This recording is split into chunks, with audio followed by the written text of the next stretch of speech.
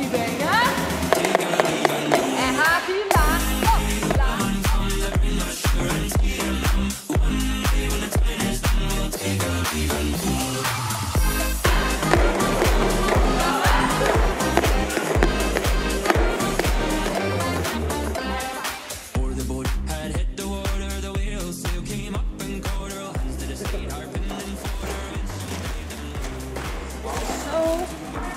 Er zit er nog een peer bij.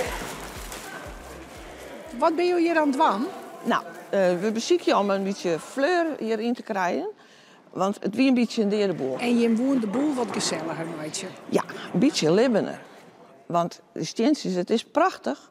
Maar steen is steen. En green maakt het leven en fleur. En daar ben je nou heel blij mee. Dit zijn allemaal sekjes, hè? Dat is zeg maar in 2, 3 maanden hebben we er vaste plantjes van.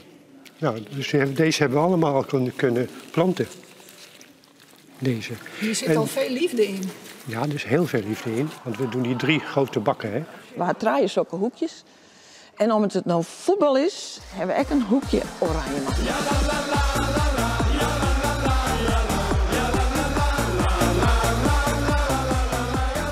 Dit is onze laatste bak.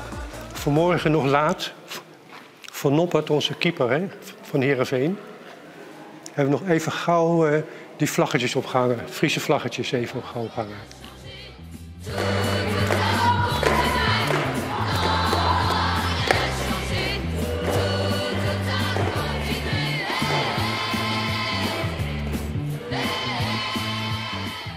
Jim houden de boel hier goed in de gaten. Ja, daar zitten we wat heen, hè?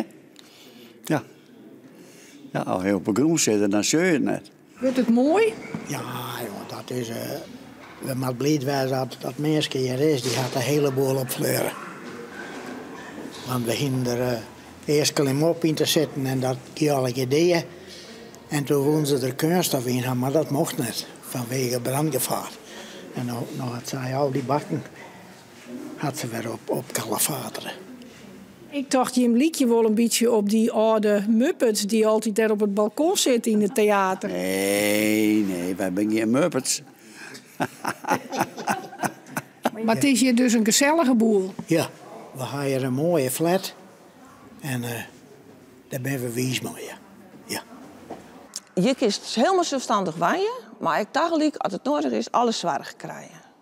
Dus dat is heel fijn. En in de zinnen waaien, warmer kun je het net krijgen, toch? Head the water, the wheel sail came up and caught her. Hands to the side, harping and fought her.